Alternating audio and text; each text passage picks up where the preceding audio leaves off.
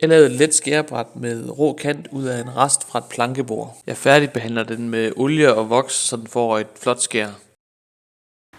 Jeg starter med at skære en rest Douglas til, så jeg har en lige kant, og den passer nogenlunde i min tykkelseshøvel.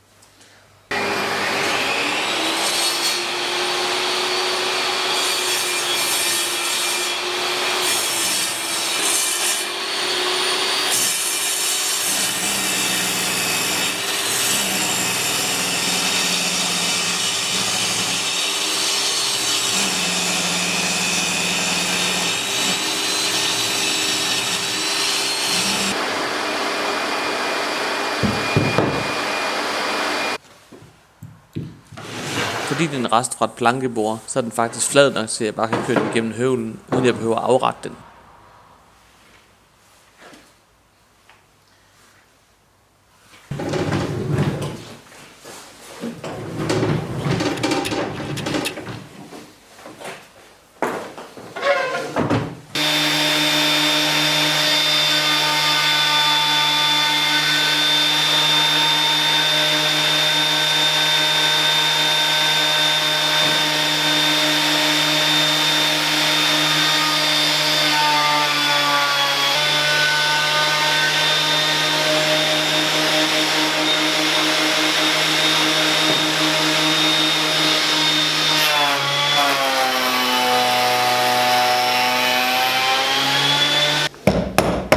Jeg tager det groveste af bakken med et stemmejern.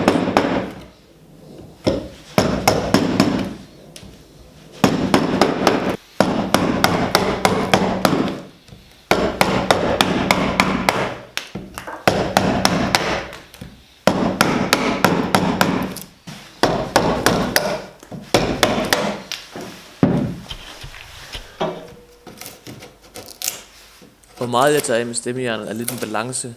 På den ene side er det rart med noget tekstur i træet og på kanten. På den anden side er det ærgerligt, hvis det begynder at splindre efter vask og begynder at falde træ af.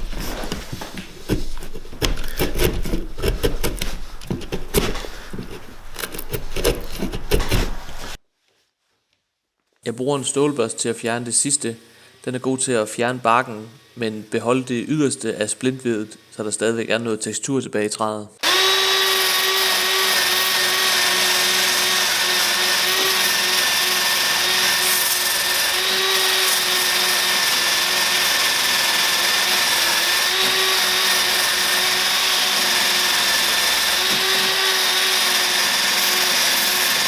Og så en pudsesvamp til at tage det sidste, indtil jeg er tilfreds med, hvordan det ser ud.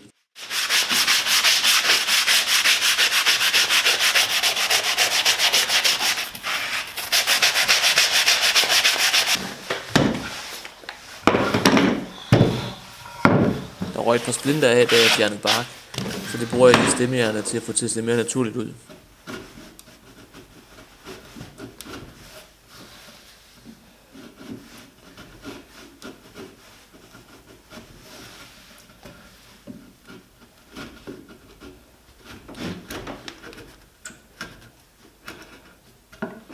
Så retter jeg lige kanterne af på bordsaven.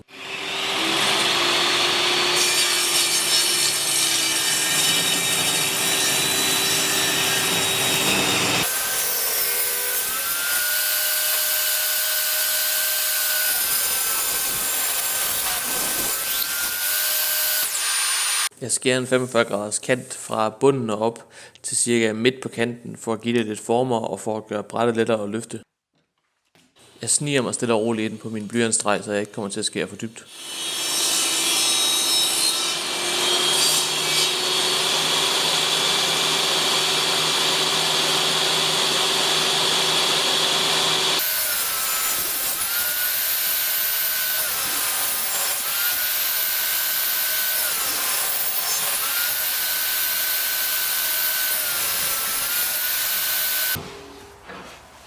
Nummer 2 snit må jeg lave med parallelandslaget, da jeg ikke kan bruge den rå kant til at referere op af.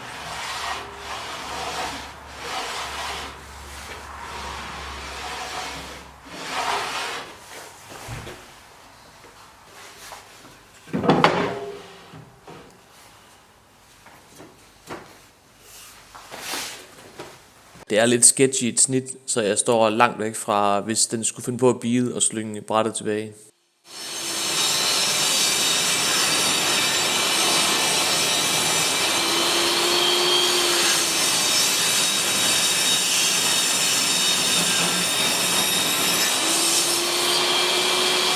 Så er det altså i gang med at slibe. Jeg bruger Korn 80, Korn 120 og Korn 180 på den laveste hastighed på excentersliber. Jeg håndsliber den rå kant og de skarpe kanter med pudseklodser, også med Korn 80, Korn 120 og Korn 180.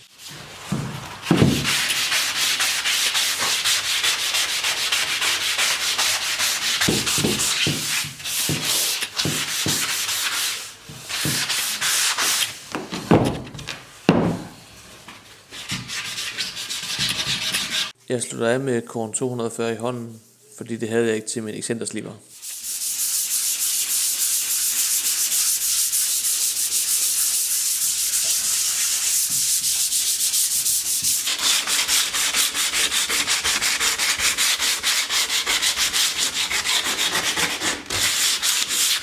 Inden jeg er helt færdig, rejser jeg lige fiberne op med en våd klud og pusser dem ned igen, når brættet er tørt. Hvis man ikke gør det her, inden man giver olie, så vil fiberne rejse sig, så snart det bliver vasket første gang.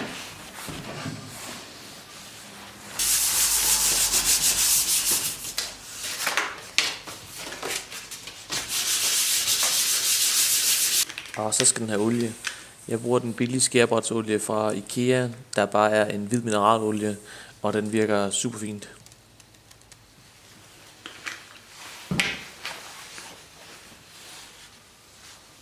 Jeg giver den et godt lag og lader det tørre ind og gentager processen indtil at træet ikke kan suge mere og olien bare ligger ovenpå i en pøl.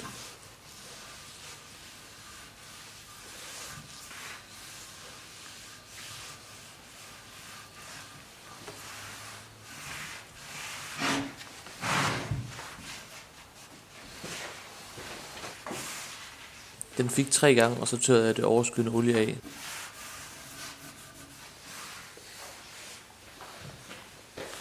Til sidst knupper jeg noget voks på det, for det lige skal stå helt skarpt.